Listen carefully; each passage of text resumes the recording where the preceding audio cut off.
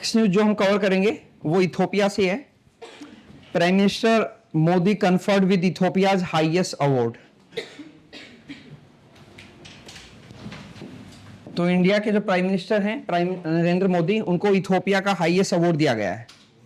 ठीक है, अवार्ड का नाम में इथोपिया आता है तो इसलिए एज सच अवार्ड का नाम याद रखने की रिक्वायरमेंट नहीं पड़ेगी। द ग्रेट ऑनर निशान ऑफ इथोपिया, बस ये याद रख लेना कि उनको इथोपियन गवर्नमेंट ने हाईएस्ट अवार्ड दिया है। और पूछे जाने की पॉसिबिलिटी कम है क्योंकि पिछले एक साल में पता नहीं कितने नेशन से उन्होंने 20+ नेशन से उनको हाईएस्ट अवार्ड मिला है। तो ऐसे क्वेश्चन पूछे जाने की पॉसिबिलिटी बहुत कम होती है, खासकर क्लैट में। बाकी एंट्रेंस एग्जाम में बेसिक से पूछ सकते हैं। ठीक है, इथोपिया का जो प्रेसिडेंट हैं डॉक्टर एबे अहमद अली, इनको नोबेल पीस प्राइज मिला हुआ है, तो इसलिए ये इंपॉर्टेंट है।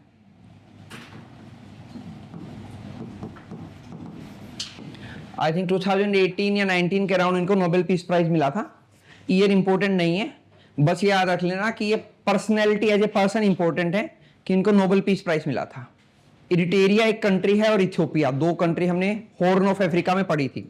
उनमें बहुत काफी लंबे टाइम से, डेकेड से बाउंड्री डिस्प्यूट चल रहा था, जैसे इंडिया और पाकिस्तान में चल रहा है।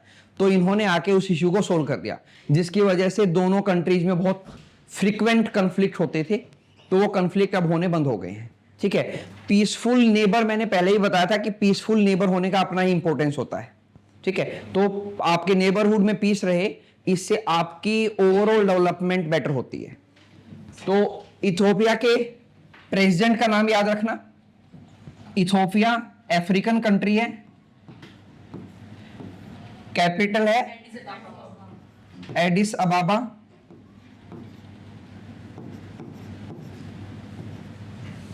Aedes अबाबा is the capital. ठीक है, और एडिस अबाबा किसका हेडक्वार्टर है? अफ्रीकन यूनियन का हेडक्वार्टर है, AU। ठीक है, तो अफ्रीका के बारे, इथोपिया के बारे में इतना ही काफी है, हम इतना याद रख लें। हॉर्न ऑफ अफ्रीका की कंट्री है, एडिस अबाबा कैपिटल, अफ्रीकन यूनियन का हेडक्वार्टर है, और प्रेसिडेंट हैं डॉक्टर एबे अहमद अली, इनको नोबेल पीस प्राइज मिला हुआ है। नेक्स्ट एक और हाईएस्ट अवार्ड है। Prime minister Modi receive Oman highest civilian honour. तो ओमान से रिलेटेड हमें जो चीजें याद रखनी है, वैसे हमने ऑलरेडी पढ़ ली हैं। ओमान GCC मेंबर है, गल्फ कोऑपरेशन काउंसिल का मेंबर है, कैपिटल ओमान की मस्कट है, और ओमान में एक तरफ पर्शियन गल्फ है और एक तरफ गल्फ ऑफ ओमान है।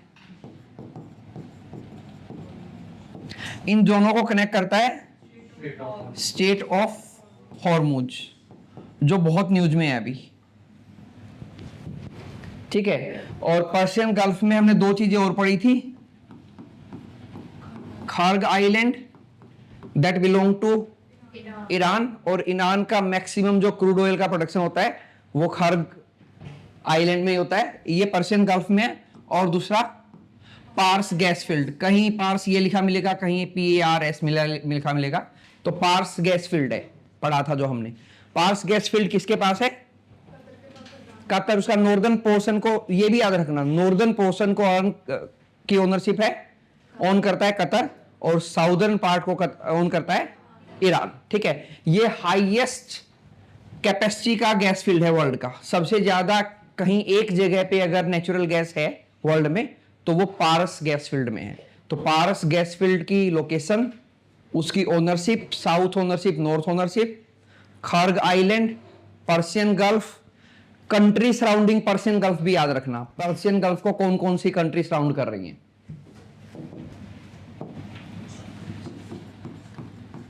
पर्शियन गल्फ, तो पर्शियन गल्फ में ईरान है, Iraq, Kuwait, Bahrain, UAE, Qatar, kingdom of Saudi Arabia, और भी बच गई कोई?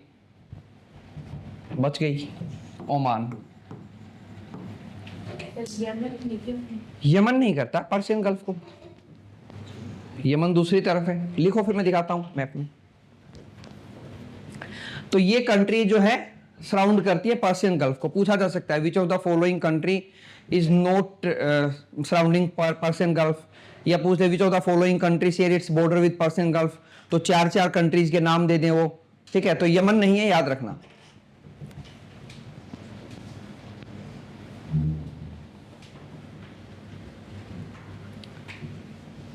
जीसीसी के सारे मेंबर, इराक, ईरान, ये all member of GCC, Iraq और Iran.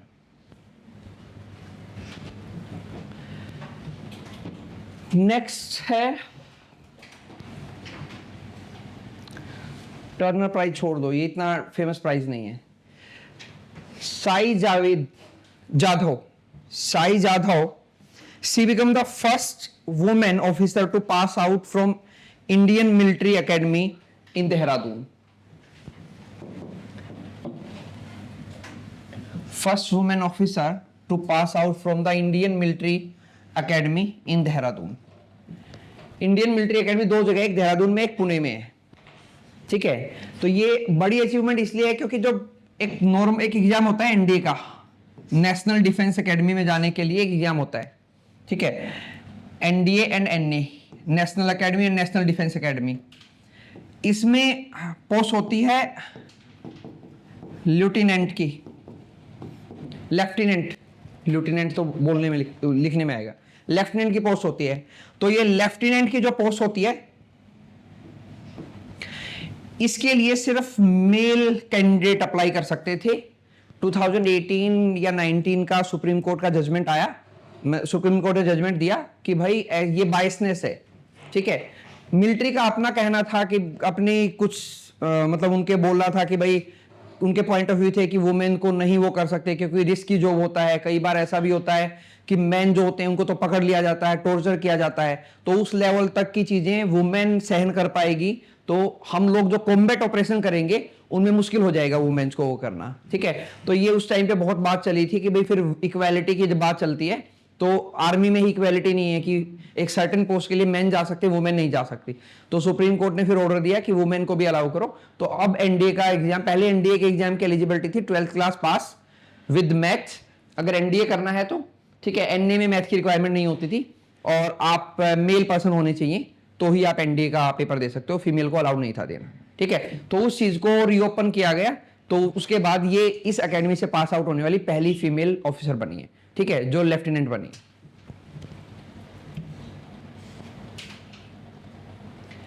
Next person in news है राम सुतर। राम सुतर जो हैं ये एक आर्किटेक्ट है, ठीक है, प्रोफेशन से बाय प्रोफेशन आर्किटेक्ट है।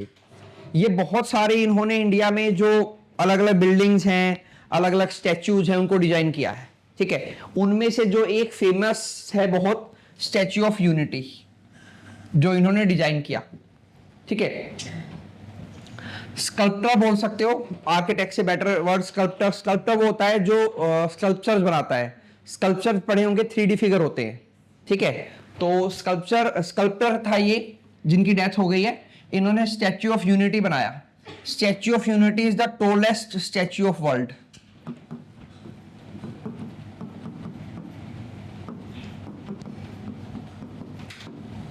एक 182 मीटर की हाइट है इसकी, 182 मीटर की हाइट है, और फिट में करोगे तो अप्रोक्स 600 फिट, 597 फिट, 182 मीटर की हाइट के साथ ये वर्ल्ड का टॉलेस्ट स्टैच्यू है कहीं पे भी जो लगा हुआ है वर्ल्ड में, ठीक है। तो हाँ 182 मीटर, 182 मीटर और 597 फिट हाइट है इसकी। नर्मदा रिवर के बैंक पे, it is on the bank of Narmada river, ठीक है। नर्मदा रिवर के बारे में आपने ये भी पढ़ा होगा कि नर्मदा रिवर जो मेजर रिवर्स है उनमें से तो एकमात्र रिवर है जो वेस्ट कोस्ट की तरफ जाती है, ठीक है। और उसका रीजन क्या है आशिता, क्यों नर्मदा रिवर वेस्ट की तरफ क्यों जाती है? बाकी रिवर इसकी तरफ जाती हैं, नर्मदा वेस्ट की तरफ क्यों जाती है? पढ़ लेते ज्योग्राफी को ध्यान से थोड़ा सा। हाँ बताओ प्राची। सर वो जो हमारा पेनिनसुला थोड़ा सा टिल्टेड है, तो कैसे? टिल्टेड तो वो ईस्ट की तरफ है, इसलिए most of the river east की तरफ जाती हैं, तो वो टिल्ट की ऐसे टिल्टेड है। हमारा जो पेनिनसुला है वो ऐसे है, तो फ्लो रिवर्स का ईस्ट की तरफ होता है, इसलिए कृष्णा, कावेरी, गोदावरी, महानदी ये सब जो है ईस्ट कोस्ट की तरफ जाती हैं। लेकिन ऐसा होने के बावजूद भी नर्मदा उल्टी जा रही है। बताओ। हाँ बताओ।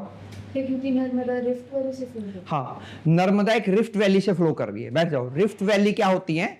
दो पहाड़ के बीच में, तो ऊपर के उसके विंध्या रेंज है, नीचे सतपुड़ा रेंज है, तो वहां पे बीच में गैप है, रिफ्ट वैली बनी हुई है। तो वो रिफ्ट वैली में बहने की वजह से वो रिवर्स बह रही है, ठीक है। अदरवाइज नेचुरल फ्लो जो है वो वेस्ट से ईस्ट की तरफ ही है, लेकिन रिफ्ट वैली होने की वजह से वहां पे दो माउंटेन रेंज के बीच में, तो वो ईस्ट से वेस्ट की तरफ फ्लो कर रही है।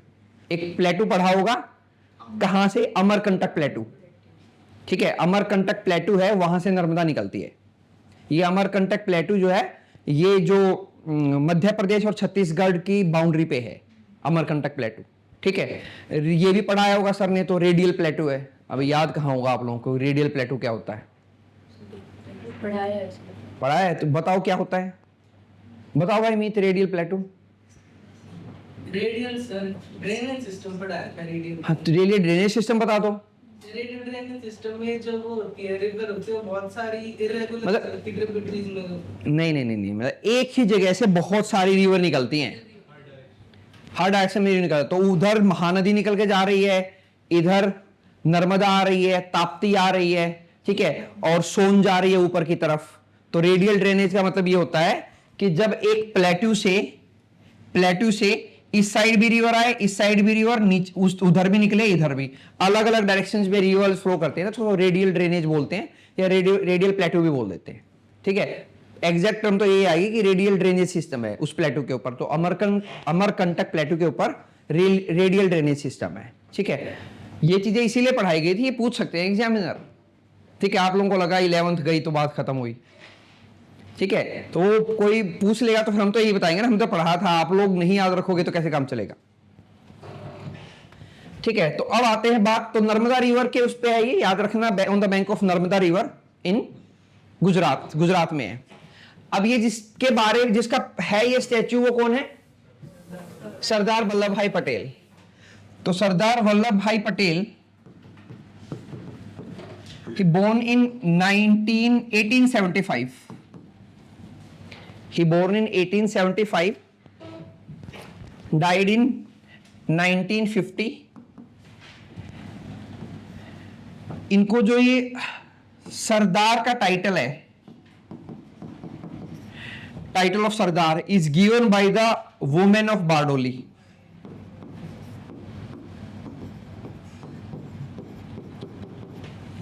बारडोली एक जगह है गुजरात में।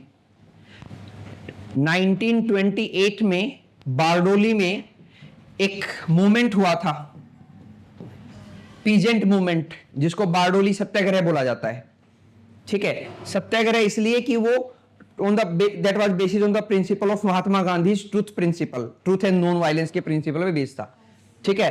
पैसिव रेजिस्टेंस इसको बोल देते हैं।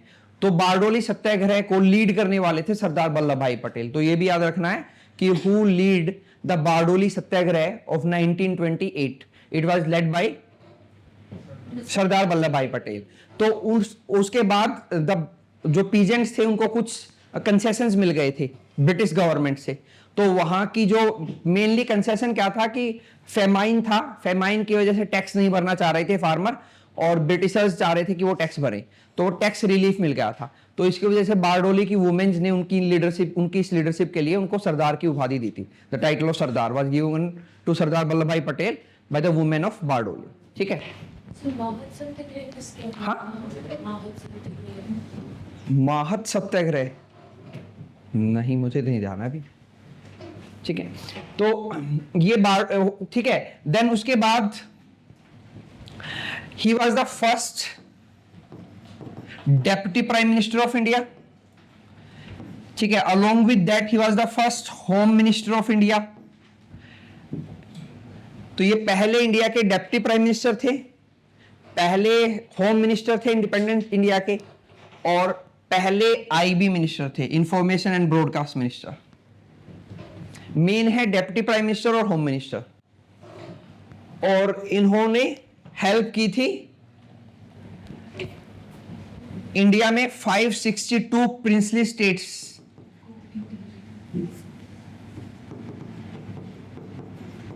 प्रिंसली स्टेट्स के इंटीग्रेशन में।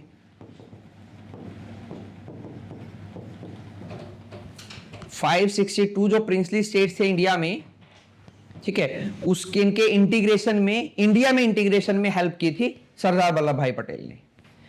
सर आईबी पता क्या है? हाँ, क्या बोल रहे? Information and broadcast.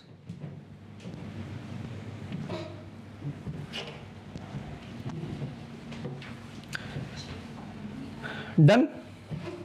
देन जो INC, Indian National Congress, INC हमने पढ़ा था 1985 में बनी थी, 1885 में बनी थी आईएनसी, और आईएनसी का एक एनुअल सेशन होता था हर साल। तो 1934 का Karachi session was headed by सरदार वल्लभ भाई पटेल।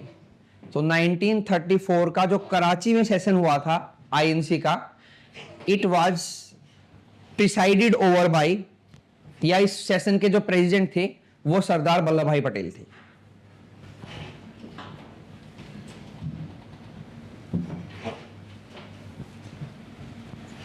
इनको आयरन मैन ऑफ इंडिया बोलते हैं। हाँ, आयरन मैन ऑफ इंडिया इनको बोलते हाँ, आयरन मैन इसीलिए बोलते हैं कि भाई उन्होंने ये इतने स्टेट्स का इंटीग्रेशन करवाया।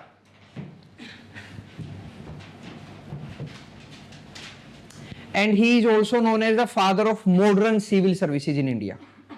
जो इंडिया में आज के टाइम पे सिविल सर्विसेज हैं, आईएएस, आईपीएस, आईएफएस, ठीक है, अलग अलग तरह की सिविल सर्विसेज जो हैं, लगभग 14 से 16 तरह की और इंडिया सिविल सर्विसेज हैं, तो उनका मॉडर्न फादर बोला जाता है, father of modern civil services in India. Father of civil services कौन था? Lord Cornwallis. जो इंडिया में इंडियन सिविल सर्विसेज हैं, ठीक है, इसको स्टार्ट करने वाला था लॉर्ड कॉर्नवालिस। इस पर्सन ने इंडिया में सिविल सर्विसेज स्टार्ट की थी, मतलब जो कलेक्टर की पोस्ट होती है उसको इंडिया में लेके आने वाला ये पहला पर्सन था, ठीक है। कौन होता है भाई राघव, कलेक्टर कौन होता है? कलेक्टर जो सर टैक्स टैक्स क्या होता है? डीसी सुना है? डीसी की फॉर्म क्या होती है? हाँ, तो वो ही होता है डीसी, डिस्ट्रिक्ट कलेक्टर जो होता है। तो ये कुछ कुछ सही कह रहे हैं। स्टार्टिंग में तो उसको रखा इसीलिए गया था कि वो टैक्स कलेक्ट करेगा, रिवेन्यू कलेक्शन उसका काम होता था। उसको मैजिस्ट्रेट की पावर तो बाद में दी गई थी। और आज भी इंडिया में बहुत सारे स्टेट ऐसे हैं जहां पे डीसी हैं, बहुत सारे स्टेट ऐसे हैं जहां डीएम है। तो डीएम के पास ज्यादा मैजिस्ट्रेट पावर होती है डीसी के कंपैरिजन में। यूपी में जाओगे तो डीएम मिलेगा आपको, डीसी नहीं मिलेगा। हरियाणा में डीसी है, ठीक है। तो वो थोड़ा सा पावर का फर्क होता है, मैजिस्ट्रेट पावर का, ठीक है। सो इंडियन सिविल सर्विसेज के फादर हैं लॉर्ड कॉर्नवालिस, और मॉडर्न इंडियन सिविल सर्विसेज के फादर हैं सरदार वल्लभ भाई पटेल। जो आईपीएस जो होते हैं उनकी जो ट्रेनिंग होती है वो सरदार वल्लभ भाई अकेडमी हैदराबाद में होती है। वहां पे जो एकेडमी है उसका नाम भी यही है, सरदार Vallabh Bhai Patel academy of training in Hyderabad, जहां पे इंडिया के आईपीएस को ट्रेन किया जाता है। इंडियन पुलिस सर्विसेज को जो ज्वाइन करते हैं उनको ट्रेन किया जाता है उनको।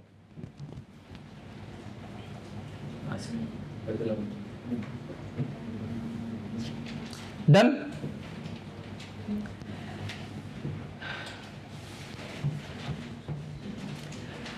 नेक्स्ट न्यूज है वाडा से, वर्ल्ड एंटी डोपिंग एजेंसी। अब वाडा ये कह रही है कि इंडिया के जो स्पोर्ट्समैन हैं वो बहुत ज्यादा डोपिंग करते हैं। डोपिंग क्या होता है? डोपिंग होता है a way where a person will inhale some steroids to enhance the sports performance. Steroids जो होते हैं वो वो हमारी बॉडी में जो हार्मोन्स होते हैं एक तरह के, ठीक है, उनको पुश करते हैं या उनकी रिप्लेसमेंट होते हैं, ठीक है। तो वो बॉडी को और ज्यादा एनर्जाइज करने के लिए, ठीक है, हम आर्टिफिशियल हार्मोन एक तरह से बाहर से ले रहे हैं, उनको स्टीरॉयड बोला जाता है। तो वो स्टीरॉयड कंजम्पशन से होता क्या है, जैसे थकान कम होती है, ठीक है। जैसे एड्रेनलिन एक हार्मोन होता है जो इमरजेंसी में निकलता है, तो एड्रेनलिन जब निकलता है तो पर्सन बहुत तेजी से काम करता है, ठीक है। तो अगर बाहर से ही किसी पर्सन को दे दिया जाए एक फिक्स अमाउंट में, ठीक है, तो वो एक्स्ट्रा परफॉर्मेंस में हेल्प करता है। तो ये इलीगल माना जाता है स्पोर्ट्स में कि आप ऐसे परफॉर्मेंस इनहांसिंग सब्सटेंस या परफॉर्मेंस इनहांसिंग ड्रग्स जो है वो नहीं ले सकते, ठीक है। तो पूरे वर्ल्ड में जितने भी स्पोर्ट्स पर्सन हैं उनके लिए एक एजेंसी है वाडा, world anti doping agency. Anti doping मतलब डोपिंग नहीं करना है, मतलब वो स्टेरॉइड नहीं लेने हैं, तो उसका सुपरविजन करती है वाडा कि जब भी कहीं पे कोई भी स्पोर्ट्स हो रहा हो तो वहां पे कुछ पर्सन जैसे ना हो कि वो परफॉर्मेंस इनहांसर सब्सटेंस लें और वो बेटर परफॉर्म कर जाए। तो इसलिए जो अलग अलग प्लेयर्स होते हैं जो स्पोर्ट्स की, मान लो कि ओलंपिक चल रहा है कहीं पे, सभी कंट्रीज के अलग अलग स्पोर्ट्समैन वहां पे आए हुए हैं, तो उनको बिना बताएं किसी भी टाइम पे उनका ब्लड सैंपल ले लिया जाता है या यूरिन सैंपल ले लिया जाता है। उनकी मर्जी होती है, वो कभी भी ले सकते हैं, ठीक है। तो उसको वो चेक करेंगे, तो उससे सैंपल में पता लग जाता है कि उन्होंने परफॉर्मेंस इनहांसर सब्सटेंस लिया है कि नहीं लिया है, ठीक है। तो उस रैंडम चेक से पता लगा है कि इंडिया वर्स्ट परफॉर्मिंग है इसमें, तो इंडिया के जो एथलीट्स हैं वो सबसे ज्यादा कंज्यूम करते हैं इन चीजों को, ठीक है। इसके लिए ये तो हो गया वर्ल्ड एंटी डोपिंग एजेंसी, इसका तो हेडक्वार्टर है मॉन्ट्रियल में, मॉन्ट्रियल कनाडा में। और एक है इसी के अंडर में नाडा, नेशनल एंटी डोपिंग एजेंसी। नाडा का हेडक्वार्टर है न्यू दिल्ली में।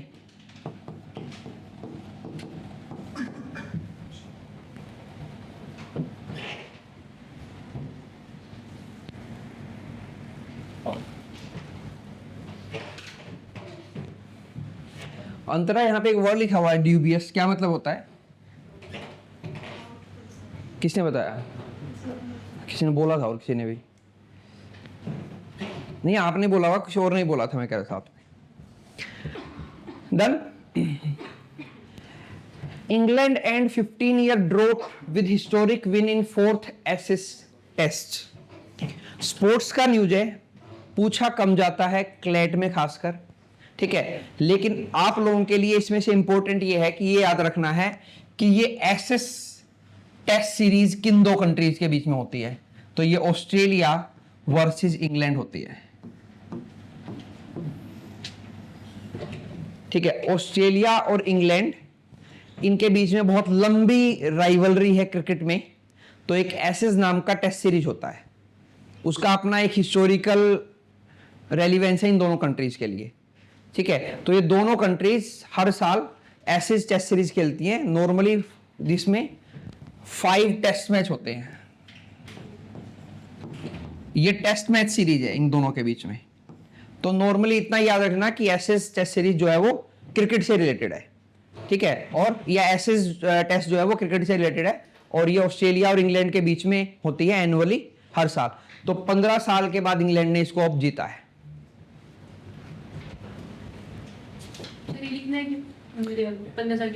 इससे पूछे जाने की पॉसिबिलिटी बहुत कम है। हाँ, छोड़ दो।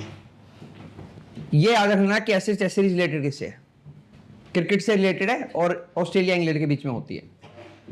नेक्स्ट न्यूज फिर से क्रिकेट से है। Deepti Sharma scripts history with record breaking feat in international cricket. इन्होंने क्या किया है, she become the first Indian to claim 150 T20 wickets, ठीक है। क्लैट में पूछे जाने की पॉसिबिलिटी कम ही है, जो आप लोग बाकी एसलेट जैसे एग्जाम दोगे या एलईटी या फिर पीयू पंजाब यूनिवर्सिटी चंडीगढ़ का जो एग्जाम होता है वहां पूछे जाते हैं ऐसे क्वेश्चन, ठीक है। तो 150 टेस्ट T20 इंटरनेशनल विकेट लेने वाली ये पहली स्पोर्ट्स पर्सन है इंडिया से।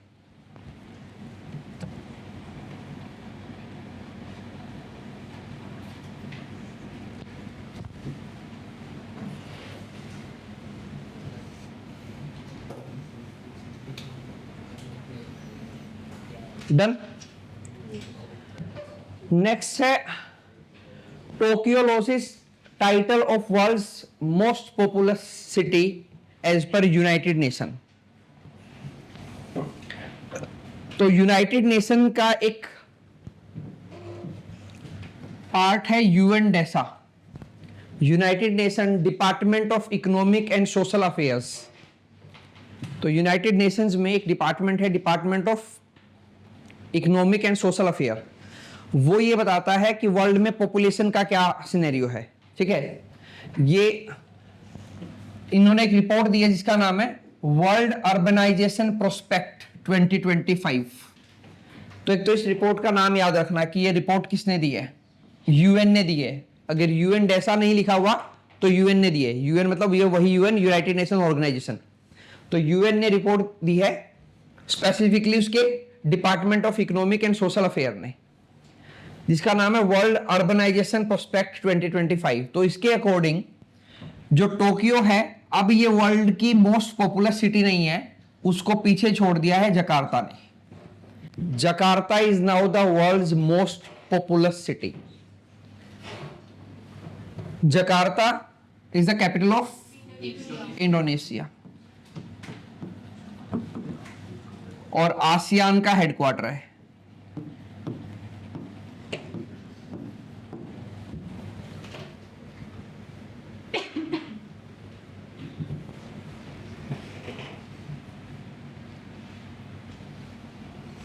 ये यूएन जैसा एक और भी रिपोर्ट देता है, वर्ल्ड पॉपुलेशन रिपोर्ट, कि वर्ल्ड में कौन कौन सी कंट्री में कितना कितना पॉपुलेशन है। ये रिपोर्ट भी पब्लिश करता है।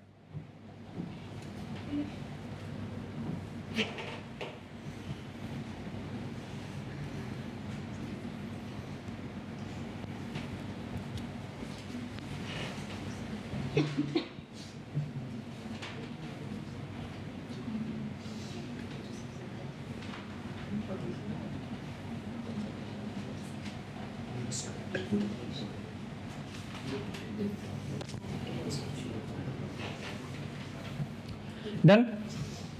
नेक्स्ट है न्यूज रशिया से। Russia plan A nuclear power plant on the moon.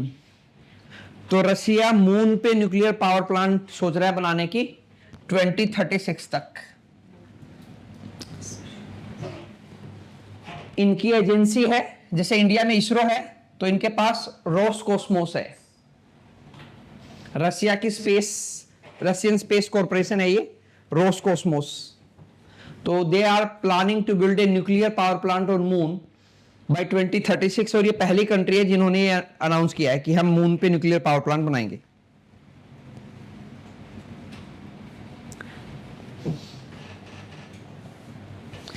इनका अपना एक नेविगेशन सिस्टम भी है।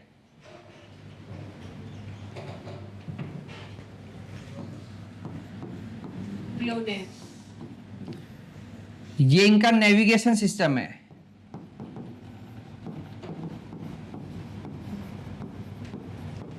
Global navigation system.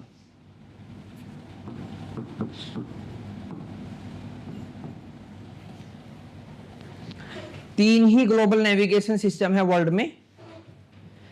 ग्लानोस is with Russia, GPS global positioning system, global positioning system is of USA और बाइडू इज ऑफ चाइना। ये China का global navigation system है। तो तीन ही कंट्री के पास ग्लोबल नेविगेशन सिस्टम है, ठीक है, और दो के पास रीजनल नेविगेशन सिस्टम है। मतलब जैसे ये वर्ल्ड में किसी भी प्लेस, ये तीनों वर्ल्ड में किसी भी प्लेस की एग्जैक्ट लोकेशन को ट्रेस कर सकते हैं, ठीक है। और अभी गूगल तो 3D कर रहा है उसको, जो जीपीएस है उसको।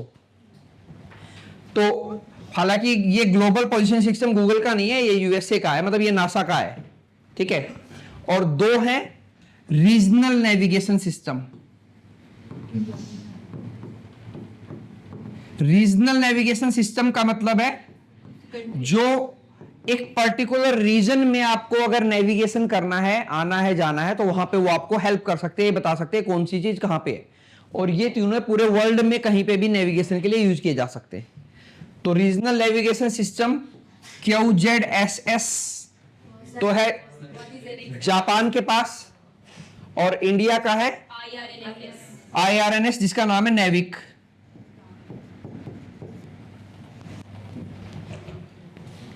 नेविक की फुल फॉर्म है navigation with Indian constellation. Navigation with Indian constellation ये Indian regional navigation satellite system है IRNSS, लेकिन IRNSS का नाम नेविक है। ठीक है, ये तो ये बता रहा है कि Indian regional navigation satellite system उसका नाम है NavIC. Navigation with Indian constellation मतलब इंडिया ने, इसरो ने 7 सैटेलाइट का एक कॉन्स्टिलेशन भेज रखा है ऊपर। ठीक है, कॉन्स्टिलेशन क्या होता है? Group of stars. Group of star. तो ग्रुप ऑफ सैटेलाइट है यहाँ पे 8 है टोटल। एक स्टैंड बाई पे है कि अगर कोई खराब हो जाए तो उसको रिप्लेस करना पड़े, तो 8 बोल लो। 8 सैटेलाइट का एक ग्रुपिंग है जो इंडियन रीजन में नेविगेट करने में हेल्प करता है। हाँ, अच्छा गैलीलियो भी है, सही कह रहे हो। Galileo is of European space agency. Galileo जो है वो यूरोप का जो है ग्लोबल पोजिशनिंग सिस्टम है ये। तो 4 हैं जो वर्ल्ड लेवल पे हैं, गैलीलियो यूरोपियन स्पेस एजेंसी, ग्लानोस रसिया, GPS USA, बाइडू चाइना। तो ये 4 ग्लोबल लेवल पे हैं और 2 रीजनल लेवल पे हैं।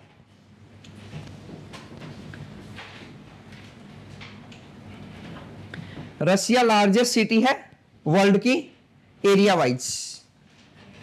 ठीक है, एरिया वाइज वर्ल्ड की largest country, not city, country है रसिया। सेकंड नंबर पे है कनाडा, फिर टाई रहता है चाइना और USA के बीच में। ठीक है, नॉर्मली USA का नाम आता है कि USA, फिर चाइना हो गई चौथे नंबर पे, 5वें नंबर पे ब्राजील है, 6ठे नंबर पे ऑस्ट्रेलिया और 7वें नंबर पे इंडिया।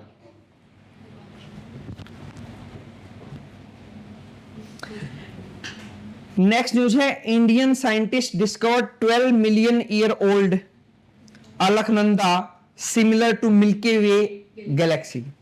तो हमारे लिए इंपॉर्टेंट है ये वर्ड अलकनंदा,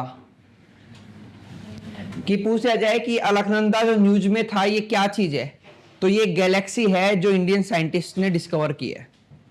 ठीक है, गैलेक्सी क्या होती है?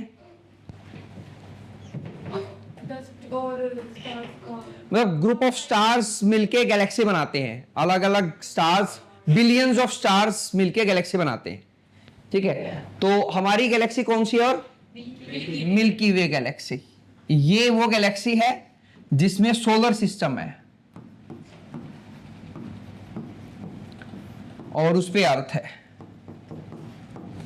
तो ऐसी ही एक गैलेक्सी अलकनंदा नाम की इंडियन साइंटिस्ट ने डिस्कवर की है।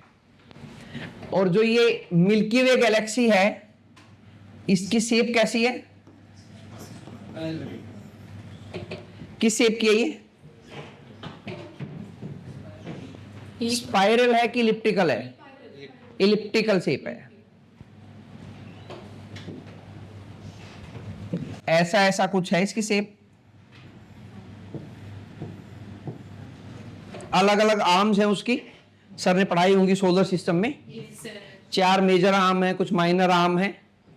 ठीक है, इनको आर्म्स बोला जाता है ये एक एक। तो इलिप्टिकल है ये। जो मिल्की वे गैलेक्सी की शेप है वो इलिप्टिकल है।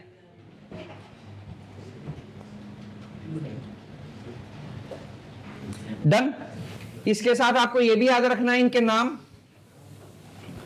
एस्ट्रोनॉमर्स राशि जैन एंड योगेश वाडेकर, इन्होंने डिस्कवर किया इसको at the national centre of radio astrophysics Pune. तो ये national centre of radio astrophysics Pune में है, वहां से इन्होंने इसको डिस्कवर किया है। तो ये अलग अलग टेक्निक्स यूज करते हैं इनको डिस्कवर करने के लिए। ठीक है, तो कोई ना कोई टेक्निक यूज करके इसको डिस्कवर किया गया है, तो वो हमारे लिए इंपॉर्टेंट नहीं है, इतना डिटेल में नहीं पूछेंगे। लेकिन इनके नाम याद रख लेना। अलकनंदा डिस्कवर करने वाले हैं राशि जैन एंड योगेश वाडेकर। और कहाँ डिस्कवर किया इन्होंने? Indian national centre for radio astrophysics, Pune के अंदर।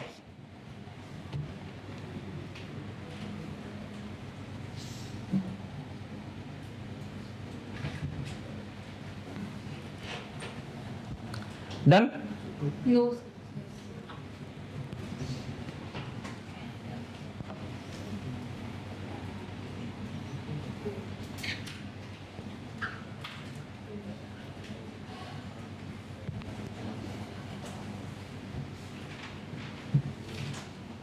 फ्री टीयर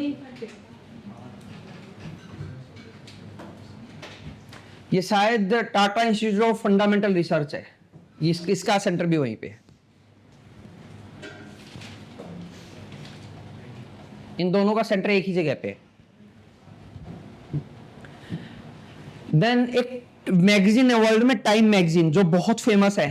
ये हर साल person of the year appoint करती है एक पर्सन को, कि पर्सन ऑफ द ईयर कौन होगा इस साल का। ठीक है, 2020 में उन्होंने नरेंद्र मोदी को बताया था पर्सन ऑफ द ईयर। तो अब की बार इन्होंने पर्सन ऑफ द ईयर बताया आर्किटेक्ट्स ऑफ एआई। ये कोई पर्सन नहीं है, लेकिन एआई का जो आर्किटेक्ट है, पूरा का पूरा जो स्ट्रक्चर है, उसको इन्होंने बोला वो पर्सन ऑफ द ईयर है। मतलब वो चीज सबसे ज्यादा फेमस रही है 2025 में। The architects of AI are the Times 2025 persons of the year. Sir Narendra Modi को कब मिला था? 2020 में।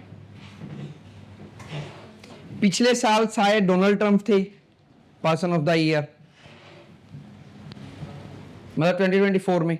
ये 2025 है। और एआई किसने बनाया था? John McCarthy. जॉन मैकार्थी नाम का एक पर्सन था।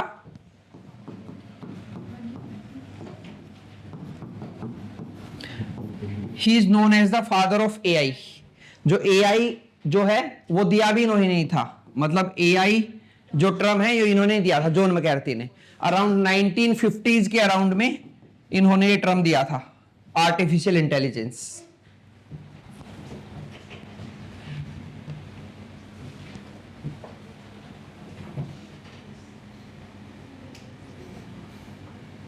सर नरेंद्र मोदी से पहले भी किसी को मिला? इंडियंस बहुतों को मिला है।